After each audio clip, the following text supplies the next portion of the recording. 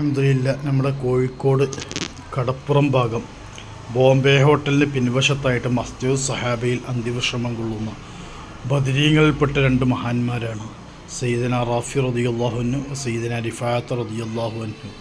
രണ്ട് പേരുടെ മക്ബറയാണ് കോഴിക്കോട് ബീച്ചിൻ്റെ സൈഡിൽ തന്നെയാണ്. ബോംബെ ഹോട്ടലിൻ്റെ ബാക്ക് സൈഡിലായിട്ട് മസ്ജിദ് സഹാബ എന്ന് പറഞ്ഞാൽ അതിവിശാലമായ വലിയൊരു പള്ളിയുടെ മുൻവശത്ത് തന്നെയാണ് മഹാനായ റാഫിയും വരിഫാ റളിയല്ലാഹു അൻഹുമ എന്ന ബദരീങ്ങളിൽപ്പെട്ട പ്രമുഖരായ രണ്ട് സഹാബത്ത് അവരുടെ മക്ബറ. ബഹുമാനപ്പെട്ട ഇമാം ഷാലിയാത്തി റഹിമഹുല്ല ഇവിടെ വല്ലാതെ ഹയാത്താക്കിയൊരു മഹാനാണ്.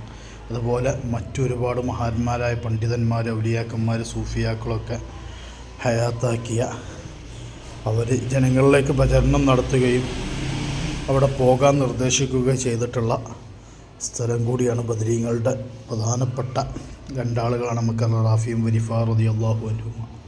ഇവിടെ മക്ബറയാണ്.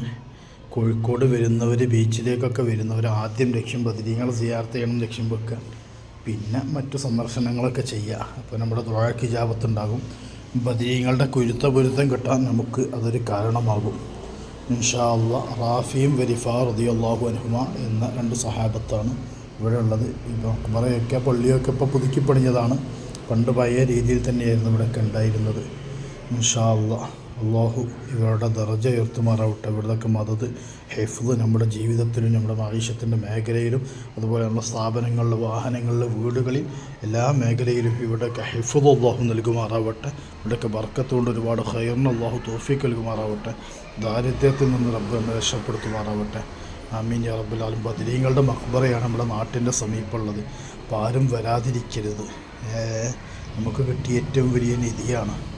അപ്പോൾ ഇൻഷാ അല്ലാഹ് കഴിവിൻ്റെ പരമാവധി ഇവിടേക്കൊക്കെ വരുന്നവർ നല്ല ഇഖ്ലാസിൽ ഇൻഷാ അല്ലാഹ് ബദരീങ്ങളെ പേരിൽ ഹദിയാക്കി മൗലിദൂതി അസ്മാഉൽ ബദർ പാരായണം ചെയ്ത് ദുആ ചെയ്യുക.